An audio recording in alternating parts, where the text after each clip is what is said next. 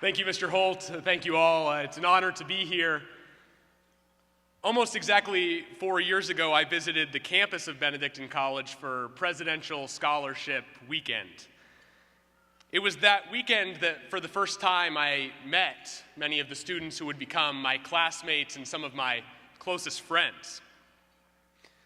I remember speaking with fellow high school seniors from all corners of the country and being amazed by the quality of students attracted to Benedictine College.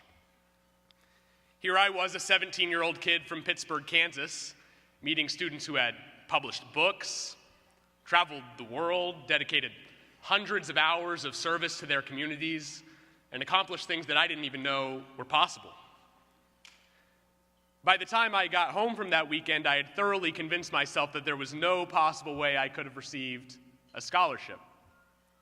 But, by the grace of God and through your generosity, I was blessed with an opportunity to attend Benedictine College, a place that over the past 4 years has legitimately changed my life. And over these past 4 years, I've attended 4 presidential scholarship weekends as a volunteer. And each year, I've become increasingly impressed by the students who have a strong desire to attend a Catholic liberal arts school in Atchison, Kansas. These are some of the highest performing high school students in the country. They could go to any college they want, but they travel to our campus in the middle of winter just to have a chance to receive a scholarship to Benedictine College. And it's because they know that what we're doing here isn't being done anywhere else. They know that nowhere else can they not only receive a top-notch education from professors who actually care about them as individuals, not only be formed in a faith-filled environment that will allow them to develop a deep personal relationship with Jesus Christ, not only be welcomed into a vibrant community of like-minded individuals striving for greatness, but also be equipped with the tools to become leaders in the charge to transform culture in America. But as I meet all of these outstanding high school seniors who will be America's future leaders in faith, medicine, politics, business, you name it, I can't help but feel a little bit disappointed. Because I know that some of them will not attend Benedictine College, many for financial reasons. I could have been one of them were it not for the generosity of people like you who make scholarships like mine and those of so many other students possible. Were it not for my scholarship, I would have attended another school, and perhaps I would have been successful, but I would not be the same man standing here today. Benedictine formed me in ways I can only begin to explain. Benedictine energized my faith, transformed my relationships, and provided me with an education that I couldn't even dream of just 4 years ago. Without Benedictine, I wouldn't have had the opportunity to fight for the unborn as a member of the Value Them Both Coalition, to inspire high school students as a BCYC missionary and mock trial coach, to study the richness of the Catholic intellectual tradition as a Rope K. Wojtyła Fellow representing Benedictine in Washington, D.C., to compete on our nationally ranked moot court team in preparation for law school, or, most importantly, to be formed as a Christian leader, ready to defend the faith and build community in the world. And the truth is that America needs leaders, lots of them. And Benedictine College is able to form those leaders in a way that nobody else can. To form leaders who are unashamed to live out the faith, no matter how difficult that may be. Leaders who will carry out the new evangelization to young people who are desperately searching for the truth. Leaders who will be countercultural, unafraid to live authentically Christian lives, animated by community, faith, and scholarship. To form this next generation of leaders who will truly transform culture in America, we must empower students to make a choice that doesn't make much sense in the eyes of the world.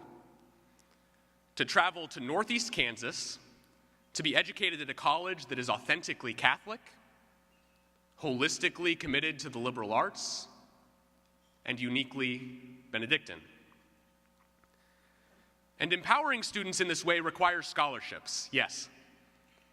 But it also requires a commitment from all of us, including myself, to pray, work, and live our lives in a way that encourages young people to think deeply about what they want from their education and about what the culture, the nation, and the world need from them. Those of you who pray the rosary online with President Minnis every Wednesday morning, or join the Memorare Army, or recommend Benedictine College to the young people in your community, are boldly living out this commitment, and in doing so, truly transforming the culture. And it will depend on the example of strong Catholic leaders in local communities living boldly for Christ, for the next generation of Americans to be inspired and empowered to make the transformational choice to be formed at a place like Benedictine College. That example for me came from my parents, Joe and Chris, who prioritized faith as the most important element of our family's life, even when it was difficult or meant sacrificing other things. That example is what inspired me to prioritize my faith formation when discerning my college choice. And that example is what brought me to Benedictine College. So for that, Mom and Dad, thank you.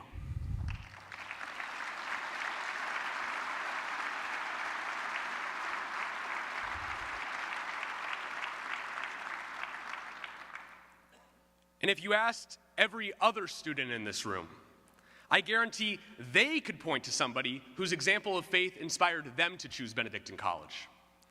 And we need more of those examples. We need you to be those examples.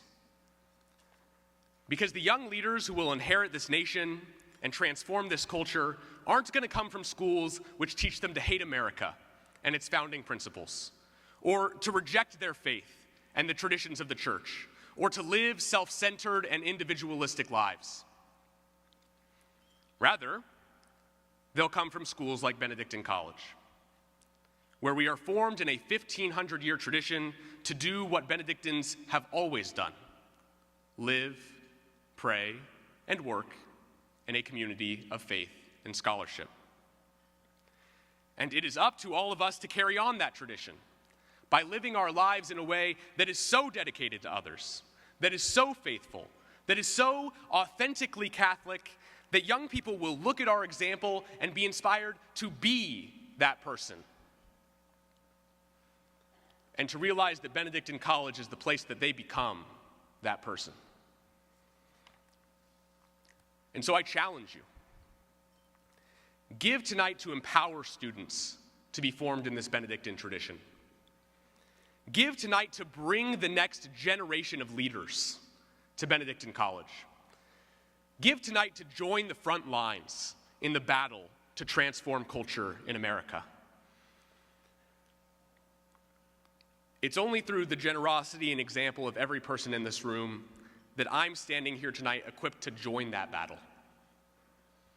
And I promise you, I will. So thank you all so much. God bless, and go Ravens.